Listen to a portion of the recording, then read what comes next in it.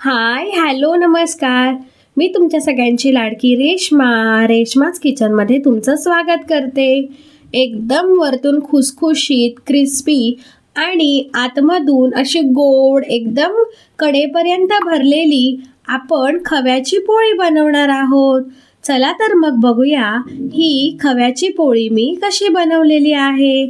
खव्याची पोळी बनवण्यासाठी मी 1 वाटी इतका मैदा घेतलेला आहे, पाव किलो इतका खवा घेतलेला आहे, तूप घेतलेला आहे, पिठी साखर घेतलेली आहे, मीठ, वेलची असं सगळं साहित्य घेतलेलं आहे. सगळ्यात पहिले एक पॅन गरम करून त्याच्यात थोडंसं तूप घालायचं आहे. तूप गरम झालं की मग आपण त्याच्यामध्ये खवा घालून चांगला 15 मिनटं भाजून घेणार आहोत. खवा भाजताना गॅसची फ्लेम अगदी स्लोच ठेवायची आणि खवा अगदी छान भाजून घ्यायचा आहे.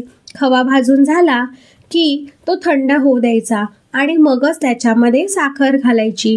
जर गरम असताना आपण खव्यामध्ये साखर घातली तर त्याला भरपूर पाणी सुटू शकतो आणि मग आपलं सारण व्यवस्थित होणार नाही.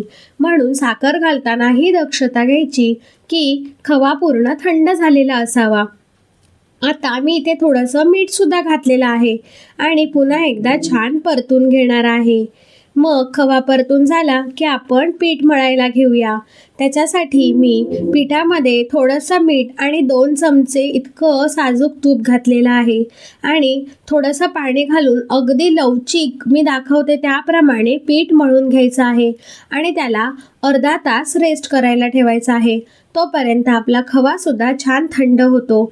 मग त्याच्यामध्ये आपण तुम्हाला जितकं गोड हवं आहे तितकी पिठी साखर घालायची आणि फ्लेवरसाठी वेलची पावडर घालायची आणि मग मी दाखवते त्याप्रमाणे त्याचे लाडू बनवून घ्यायचे. जी साईज तुम्हाला हवी आहे त्या साईजचे मी दाखवली आहे, ती साईजसुद्धा परफेक्ट आहे. मग पीठ आपण मुरत ठेवलं होतं त्याचा एक गुंडा घ्यायचा आणि त्याला असं गोल करून त्याच्यामध्ये सारणाचा लाडू भरायचा आणि मग लाटायचा. बघू शकता तुम्ही सारण अगदी टोकापर्यंत गेलेलं आहे. संपूर्ण पोळी सारणाने भरलेली आहे.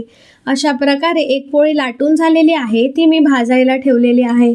एक बाजूने थोडीशी भाजून झाली की पलटायची आणि मग दोन्ही बाजूनी भरपूर सारं तूप लावायचं आणि खरपूस होईपर्यंत आपल्याला ही पोळी भाजून घ्यायची आहे. अशा प्रकारे ही खव्याची पोळी बनवून तयार आहे. आता ती मी सर्व करणार आहे. तुम्हाला ही रेसिपी कशी वाटली ती नक्की कमेंट करून सांगा. रेश्माज होम किचन या यूट्यूब चॅनलला नक्की सबस्क्राईब करा. Thank you so much. आता पुन्हा भेटूया एका नवीन व्हिडिओ सोबत. तोपर्यंत बाय बाय.